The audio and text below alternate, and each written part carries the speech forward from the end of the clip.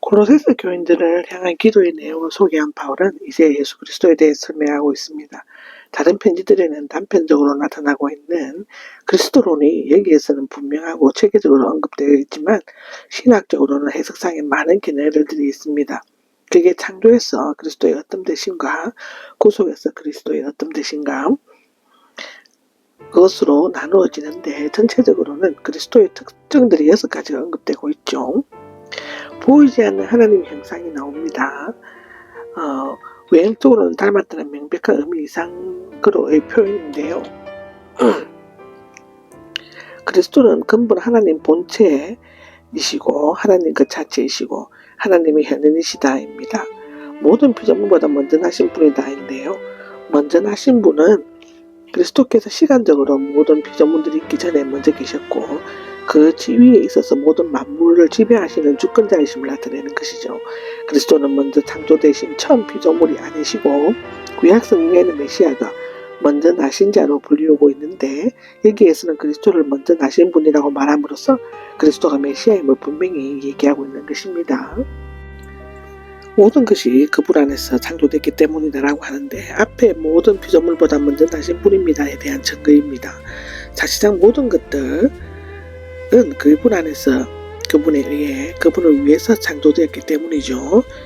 16절 처음 나온 창조되었다와 나중에 창조되었고는 동사의 원형으로 낫다 존재하다와 같지만 시상이 다르고 전자는 부정과거 형으로서 과거에 단 한 번에 창조되었음을 말하고 후자는 완료형으로서 과거 동작이 현재까지 이어지는 것을 말하고 있습니다. 그리스도께서는 과거 어느 시점에 모든 것을 창조하셨고 존재케 하신 분일 뿐만 아니라 그것을 계속 유지시키고 존재케 하시며 그것으로 하여금 창조주와 계속 관계를 맺게 하신다는 것이죠. 성부 하나님이 창조주 근극적인 원인이시라면 성자 하나님은 창조의 주된 일꾼, 창조의 시초, 세계의 정보인이십니다. 그분을 안에서 그분에 의해 그분을 위해 창조의 목적, 즉 모든 것이 그리스도 자신을 위해 창조되었고 그리스도를 위해 모든 것이 존재한다는 것입니다. 하늘의 근위들인데요. 하나님 아들의 창조에는 하늘과 땅이 보이는 것과 보이지 않는 것, 또 왕자들, 주권들, 지배들, 근위들의 명칭이 사용되고 있는데 이 명칭들은 지상의 권세잖아. 영적 세계가 고도로 조직하는 것을 나타내는데 그러나 골로새 교인들은 당시 교회의 이단자들의 천사 숭배에 비롯된 천사들의 등급과 위험의 차이를 암시하는 것 같습니다. 그분은 유지되고 있습니다인데요. 15절과 같은 것이지만 그리스도의 신분에 중점을 두고 반면 여기 17절은 그분 안에서 그를 위해 창조되었고 그분으로 말미암아 지금도 유지되고 존속되고 있다는 것입니다. 하나님은 스스로 지으신 세계를 권능으로 육성하고 지키고 그 하나하나의 부분을 섭리에 인도하신 것이죠. 창조와 섭리의 신앙은 기독교 신앙의 중요한 부분을 이루고 있습니다. 몸인 교회의 머리이시다인데 그리스도는 우주의 주이실 뿐 아니라 교회의 머리가 되신다고 에베소서 1장에 얘기했는데 이 교회는 세상에 있는 가견적인 조직교회가 아니라 성령으로 세례를 받아 그리스도를 믿게 되는 모든 성도들과 구속받은 전 인류, 더 나아가 하나님께 복종하는 하늘과 땅에 있는 모든 것을 다 포함하는 보이지 않는 우주적 교회인 것이다. 그리스도와 교회의 관계는 모든 것이 그리스도 안에서 창조된 것과 더욱 밀접한 관계가 있는데 그 관계는 원인과 결과, 통치자와 비통치자의 관계가 아니라 머리와 몸과의 생명적인 관계이다. 시작이며 죽은 사람들 가운데서 먼저 나신 분이다라는 것은 그리스도의 교회의 머리가 되신다는 말에 대한 이유를 설명하는데 셈적 언어에는 머리라는 말과 첨이라는 말이 한 언어로 비롯되고 있는데 헬라어에서도 머리는 지배하다에서 말과 시작하다의 말이 연결되어 있다.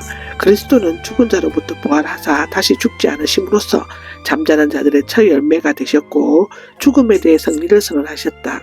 그리스도의 부활은 새로운 창조의 시작이며 그리스도께서 부활하심으로써 하나님의 아들로 인정되셨고 오직 무궁한 생명의 능력을 쫓아 계속 살아가게 되는 것이다. 히브리서 7장 16절에는 그렇게 되어 있다.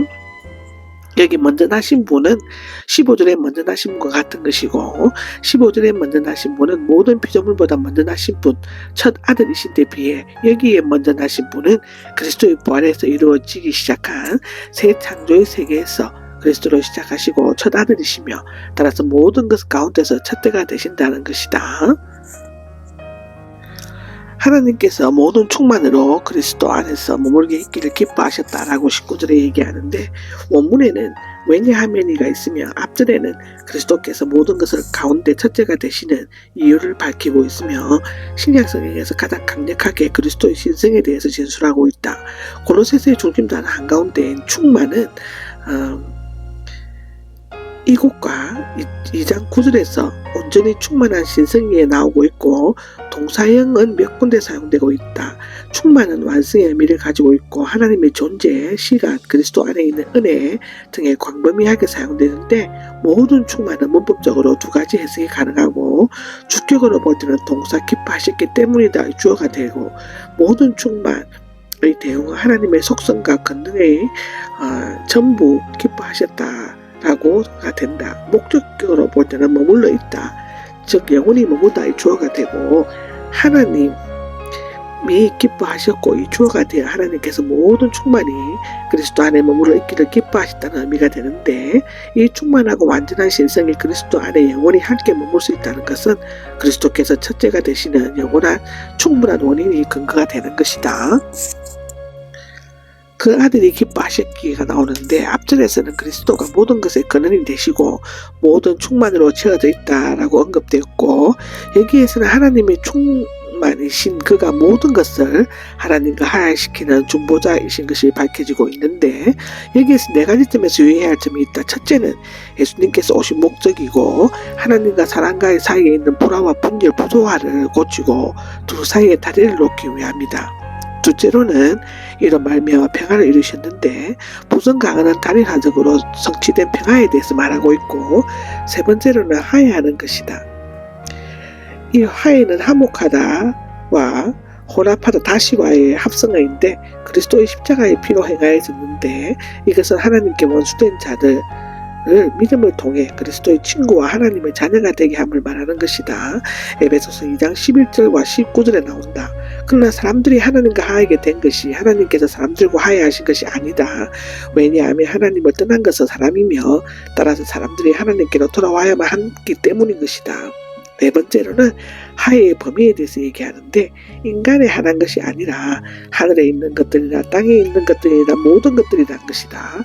다시 말하면 화해는 인간의 죄 때문에 허무한 데서 굴복하고 있는 세계 전체에까지 미친다는 것이고 이단론자들은 이 세계를 악이라고 보고 있지만 바울은 하나님께서 지으신 세계가 화해에 참여하고 있다고 말하고 있는 것이다.